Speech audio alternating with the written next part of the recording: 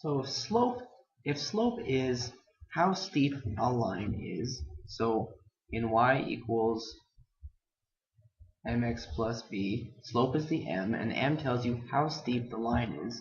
What can we even use slope for? Well, one thing we can use it for is as a rate of change. In other words, y, the value of y changes at the rate of x relative to m, which is a really, I don't know, complicated way of saying that. Let's use an example. Let's say distance versus time. So we always put time on the bottom because time is an independent variable. So distance in meters and time in seconds. Okay. So if I am running, let's change colors here. If I start running, and in the course of 6 seconds, I manage to make it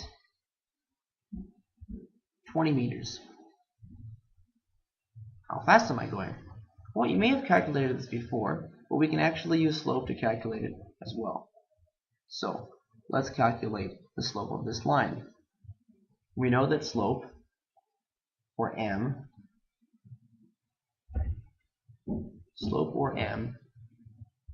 is equal to rise over run. And another way of saying that is the change in y over the change in x.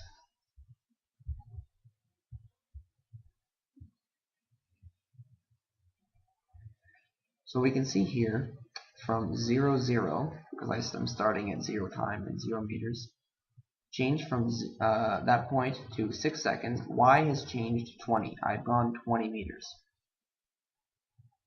So the rise is 20, and the run is the horizontal distance, the x value. The run is 6 seconds. And actually, I'm going to put the units in here. 20 meters over 6 seconds. And what you're going to end up with is 3.3333 meters per second. So m, the slope, is equal to 3 1/3. But that is also the same as how fast I was actually going. So when you find the slope, which is 3 1/3, you also have the speed, or the rate of change. The rate at which my distance changes, okay, so the rate at which the y value changes is x times the slope. So y equals mx. Now, of course, there's no plus b here, because plus b would mean that I had kind of a head start of some sort. So slope as a rate of change really just means we're taking the concept of slope and we're applying it to an actual situation. Okay, so let's take a look at another example of rate of change. And this is one that I actually use all the time in my daily life. So my car,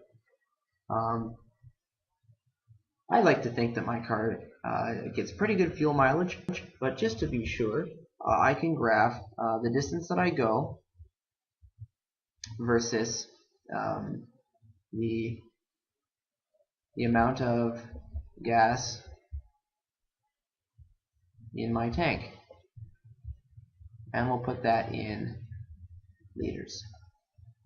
Now you'll notice before we had distance in when it's distance versus time, we have distance as the dependent variable, but in this particular case, distance is the independent variable because how far I go will determine how much gas is in my tank.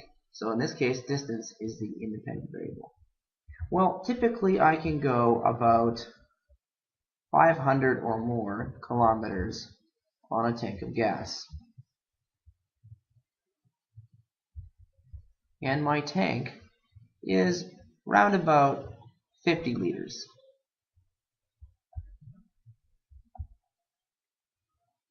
So I can actually predict how much gas is left in my tank, more or less based on how far I've gone. But actually I want to figure out what the rate of change is. At what rate do I use gas? So what I do is I'm going to fill my car up. So if I'm filling my car up, that means I'm starting at full here. Gone 0 kilometers, and I have 50 liters in my tank.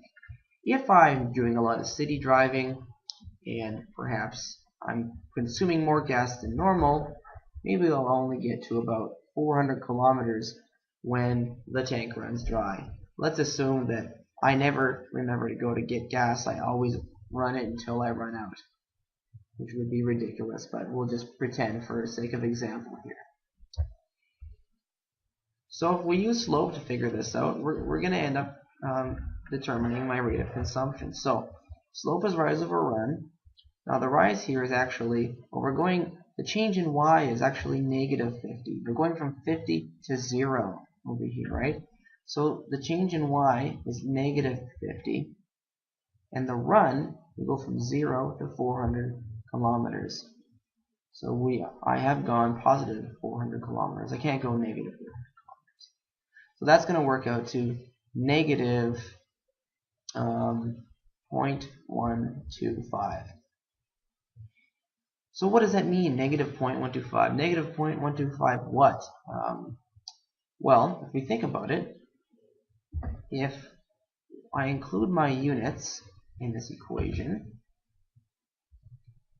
like this, negative 50 liters and 400 kilometers equals negative 0.125 liters per kilometer.